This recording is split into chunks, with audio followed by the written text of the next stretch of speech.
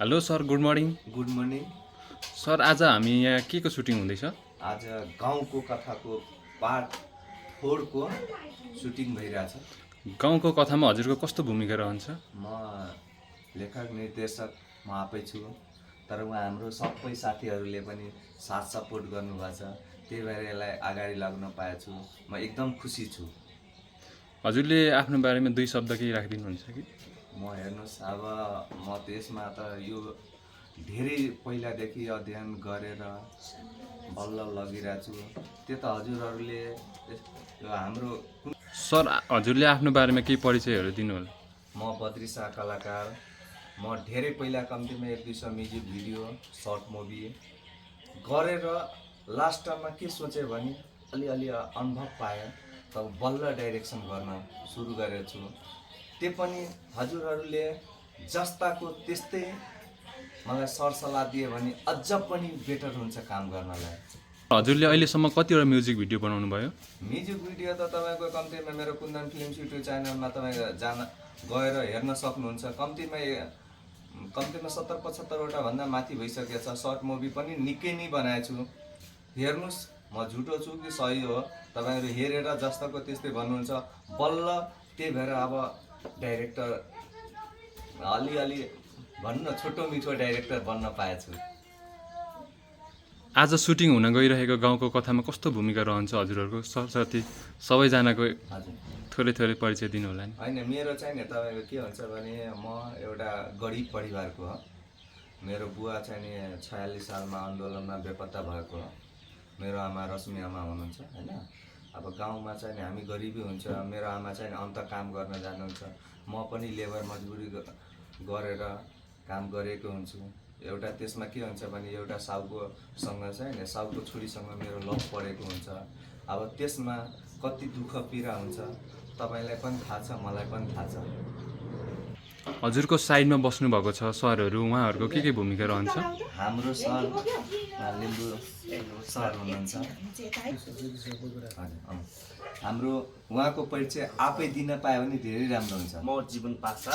म यसमा चाहिँ लिम्बूको अभिनय गरिरहेको छु। लिम्बू ओडार चाहिँ जो चाहिँ हाम्रो चाहिँ अहिले जुन गाउँघरमा चाहिँ राजनीतिक रूपमा चाहिँ अब ओडा अध्यक्षहरू विभिन्न व्यक्ति विसङ्गति विरुद्ध चाहिँ हामीले यसमा अलिकति दर्शकहरूलाई चाहिँ यो चाहिँ हुनु हुँदैन भनेर एउटा सन्देश दिनुको लागि अब यसमा चाहिँ अब मसँगै अब अर्को हारेको ओडा अध्यक्ष मनन राई वरिष्ठ कलाकारहरूसँग काम गर्न पाएको छु।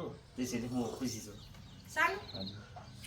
म चाहिँ मनराम केसी, गाउँले परमा। मलाई बदी सरले माया गरेर सम्झदा त हामीलाई दर्शकले माया गर्ने त कुन बेला माया गर्नुहुन्छ भने एउटा डाइरेक्टरको हातमा परेपछि, उहाँले हामीले प्ले गरेपछि, उहाँले हामीले खेल्ने रोल कस्तो छ भने उहाँले दिएपछि मात्र दर्शकले हामीलाई मन पराउने हो। म यसमा चाहिँ एउटा गाउँको सिधा मान्छे होइन, राजनीति पनि गर्ने, तर मलाई चाहिँ यो राजनीतिमा अब जुन असफल गर्ने एउटा तरिका छ नि हाम्रो जीवन जीवा होइन। उहाँले चाहिँ मलाई उहाँको र मेरो एउटा प्रतिद्वन्दी छ। उहाँ चाहिँ र मको बिचमा चाहिँ गाउँमा एउटा द्वन्द्व छ।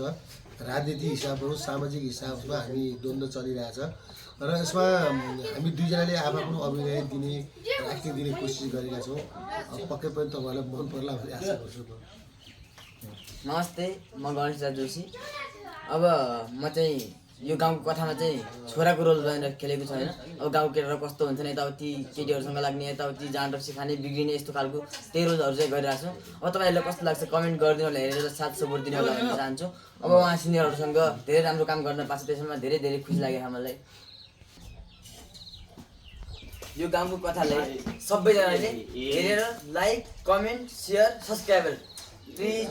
तर जस्ताको त्यस्तै भनिदियो भने अझ पनि मलाई काम गर्न सजिलो हुन्छ। जस्ताको त्यस्तै कमेन्ट गरिदिनु होला। जस्तै अगाडिकोमा कसैले भिडियो ल्याएन भन्नुभएको थियो, कसैले के भन्नुभएको थियो, हामीले सुधार्ने प्रयास गरिरहेछौँ। अबको पार्ट 3 हेर्नु 13 गते साढे 6 बजी आउँछ।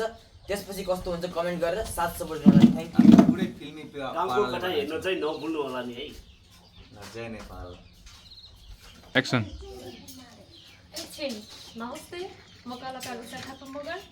आज पनि म सुटिङमा आइसकेको छु र हाम्रो चाहिँ गाउँको कथा सुटिङमा हामी सबैजना आउँदैछौँ र बाँकी कलाकारहरू पनि आउँदै हुनुहुन्छ र मेरो चाहिँ यो गाउँको कथामा छोरीको भूमिका मैले निर्वाह गरिरहेको छु यहाँभन्दा अगाडि पनि के कस्तो लाग्यो हजुरहरूले सल्लाह सुझाव दिनु होला र आगामी आउने दिनहरूमा पनि कस्तो लाग्छ सबैजनाले चाहिँ जस्ताको त्यस्तै सल्लाह दिनुहुनेछ भन्ने आशा गरेको छु र सबैले हाम्रो सिरियल गाउँको कथा हेरेर चाहिँ साथ सपोर्ट गरिदिनु होला के कस्तो लाग्छ सबैले त्यस्तै हामीले सुधार्नुपर्ने कुराहरू पनि लेखेर कमेन्ट छोडिदिनु होला अहिलेलाई चाहिँ यति नै भन्न चाहन्छु नमस्ते।